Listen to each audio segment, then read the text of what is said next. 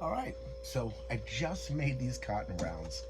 I made this fire starter. So here's the concept. So and oh boy, they smell like starter fluid because that's what they're soaked in. So I'll take this, which this is some paraffin wax, and I'll just get this nice and warm, get it all melted up.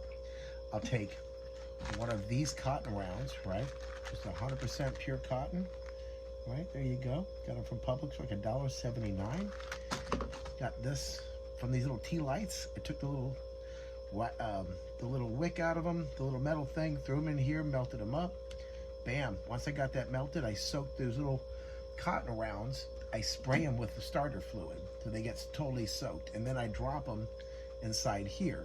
They swell up and they turn like this. They go from wafer to like concave. Convex. Anyways, pretty cool. I flatten them out because, you know, they don't store very well when they're all bubbled up like that. But then I get them all soaked. I send them out to dry. But here's the concept. So basically, I just wanted to show you real quick. I'll take them and I'll just split it open like this. That's all I'm doing, right? Splitting it open like this. Yeah, I just gotta get some surface area on there. Wipe my little hands off.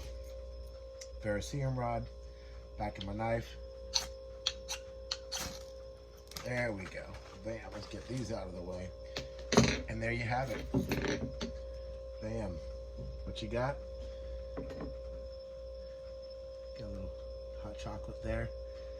And that's how you get your fire started. Just drop that inside there. That'll even get the most wet small sticks started. I'm telling you, that'll get your fire going. That'll burn for a good 4 minutes or so, maybe 5. Nice, hot and strong. It's good to go. Now, let me tell you, that'll get what you need done. Right here, cotton rounds, little starter fluid, some paraffin wax. Melt you some down, and make these rounds. There you go. And then they store real nice. I'm just gonna roll them up. A piece of aluminum foil, close off the ends, close it up, we're good, and there you have it. Boom, done deal. Thanks for watching.